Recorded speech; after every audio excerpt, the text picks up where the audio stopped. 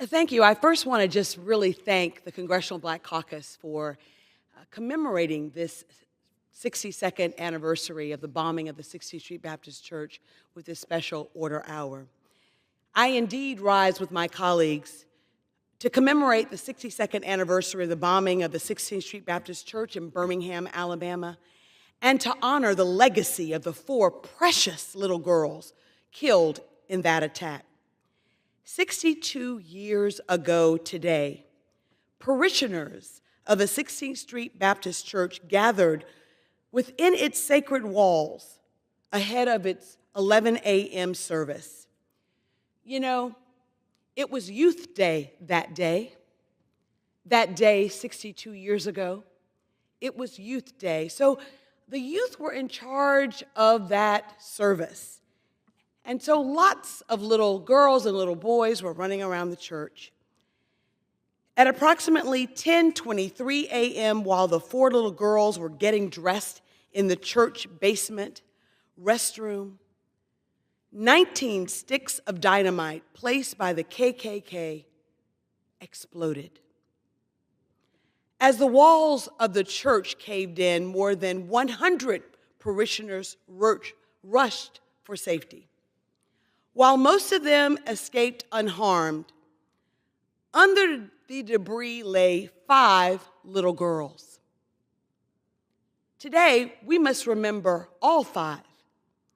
4 were killed that day, and 1 is still alive today. Today, we remember the name of Addie Mae Collins, of Denise McNair, of Carol Robertson, and Cynthia Morris Wesley. We also remember the name of Sarah Collins, who was the younger sister of Addie Mae Collins. In response to the attack, hundreds of African Americans took to the street to demand justice, only to be met with more violence at the hands of law enforcement. Within hours of the bombing, 2 more children lost their lives in Birmingham, Alabama. Johnny Robinson and Virgil Ware were killed in clashes with the police. Dr. King described the bombing as one of the most vicious crimes ever perpetrated against humanity. Yet despite the horrific nature of the attack, it took more than 34 years for the perpetrators to be faced with justice. In fact, 34 years later, it was only 34 years later that they really all were brought to justice. But make no mistake, the 4 little girls did not die in vain. As my colleague from Alabama, Shamari Figure, so eloquently said, they didn't die in vain. Their murder focused the eyes of the nation on the racial terror being waged against African Americans in the Jim Crow South. And their legacy galvanized the civil rights movement, giving voice to the passage of the Civil Rights Act of 1964 and the Voting Rights Act of 1965. It was because of their death that the nation, in horror, saw 4 little girls who were simply going to church killed. Senseless violence by the KKK. And because of that, we had a Birmingham campaign, a crusade of children who marched and protested in Kelly Ingram Park. It was because of their efforts and the efforts of so many, the sacrifices of so many. It is never lost on Shamari or myself that we get to walk the halls of Congress because 4 little black girls cannot. 4 little black girls cannot. Congresswoman McClellan, we are blessed to be able to represent our home districts. But we know that we are not the first who deserve to be here in Congress. No, we were the lucky ones who stand on the shoulders of those who were murdered, who marched, who bled, who prayed for the opportunity of African Americans to have an equal voice in this society. The sacred right to vote is just as sacred today as it was then. I think all of us in this chamber, Republicans and Democrats alike, respect the late, great Congressman John Lewis, who had the audacity to believe that he could march across a bridge unfeathered by the viciousness of the state troopers. When he was met with that viciousness, it was John with a backpack on his shoulder. I think all of us, that image is seared in my mind. I have the great honor of being a daughter of Selma, growing up in Selma. You can't grow up in Selma, Alabama, without really understanding its place in American history. I often tell my constituents that we are custodians of America's history. What happened on that bridge, the blood that was shed for the Voting Rights Act of 1965, it is commemorated year after year after year. The first Sunday in the month of March is Bloody Sunday, a sacred day that for so many years John Lewis would bring Republicans and Democrats, a bipartisan group, to walk across that bridge. And we don't just come to Selma. He would take us first to Birmingham, where we would sit in the 16th Street Baptist Church, and we would see the beautiful stained glass that was donated by the city of Wells, England, to the church. You know, I have heard Pastor Price, who is the current pastor of the 16th Street Baptist Church, regale that the sermon that day, 62 years ago, the sermon that day was "A Love That Forgives." That was the title of the sermon. A love that forgives. Now, we know that political violence has no place in this society.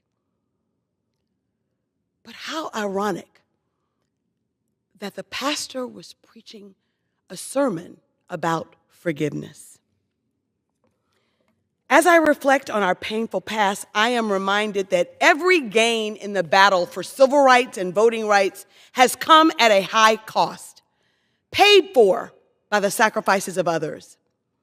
As a direct beneficiary of the legacy of the four little girls, I am honored that my very first piece of legislation that I passed in Congress bestowed upon the four little girls a Congressional Gold Medal on the 50th anniversary of the bombing of the 16th Street Baptist Church.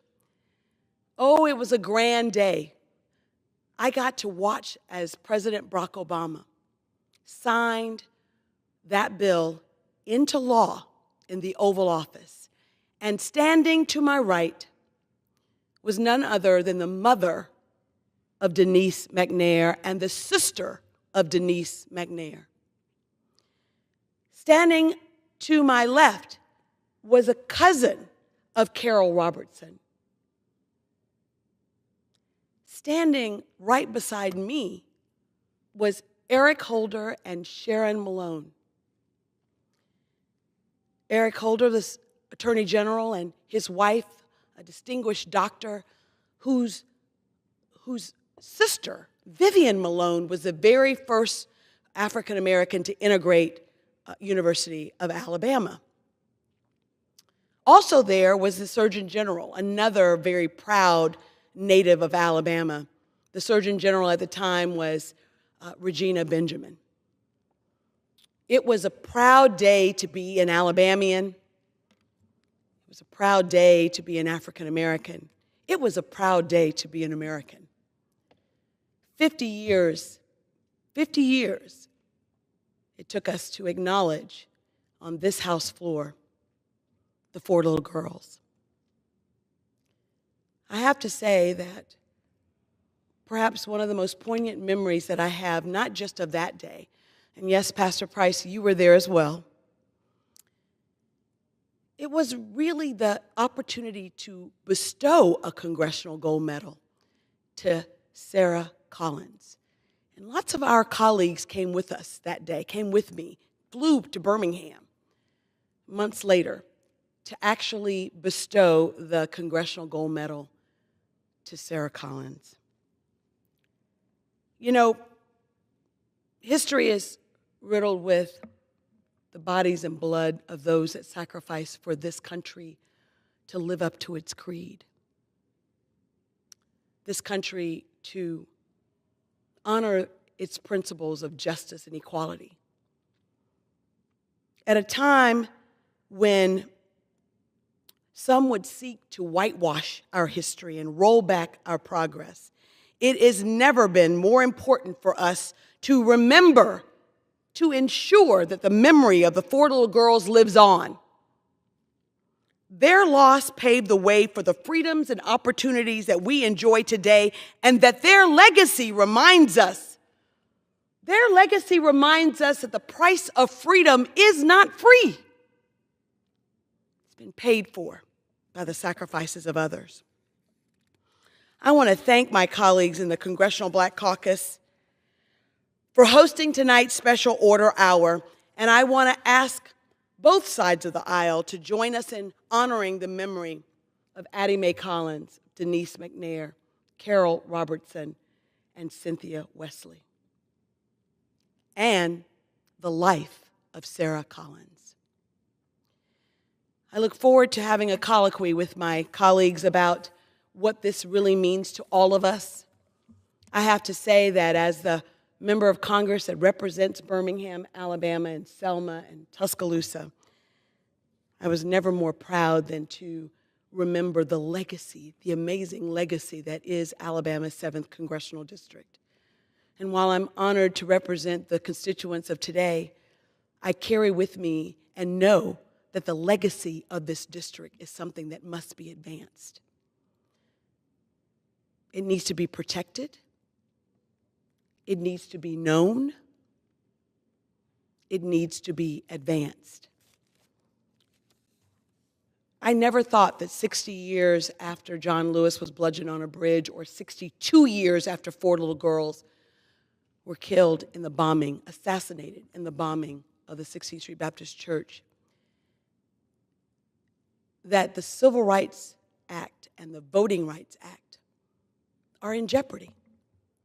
We know that the Shelby versus Holder decision struck down a key provision of the Voting Rights Act, and as we speak, the Supreme Court is considering striking down or nullifying Section 2 of the Voting Rights Act. It's on our collective watch that we say no, that we must say hell no, that this body must act. This body can come up with a modern-day formula to determine voter discrimination such that we could put life back into Section 4 that allowed us to say that those states that had a history of voting discrimination must pre-clear every voting law. You know, once that provision had no teeth because they struck down the formula, states across this nation started voter suppression laws, voting on voter suppression laws that didn't have any remedy other than after the fact. We could only sue after the fact. Well, I want to end my portion and join my colleagues for a colloquy by just saying that we who are beneficiaries of this important legacy have a very special role to play. Ours is to legislate, but ours is also to motivate and to mobilize our constituents and this nation, to mobilize and realize that the Voting Rights Act and the Civil Rights Act are seminal pieces of legislation that all Americans should acknowledge as the reason why the arc is bending towards justice, as Martin Luther King would say. And we know that that moral arc doesn't bend by itself. It bends at the will, at the sacrifice, at the demands of the people. So as I close, I want us not only to remember their names, but remember their sacrifice. And let's pay it forward. I think we who are beneficiaries must pay it forward. And I don't know about you, but just looking at their faces gives me a pep in my step. We may be living through very troubling times, but we do so because others sacrificed. And it was because of their sacrifice that we get to enjoy the freedoms we do. Thank you, Congressional Black Caucus, for acknowledging today as the 62nd anniversary of the bombing of 16th Street Baptist Church.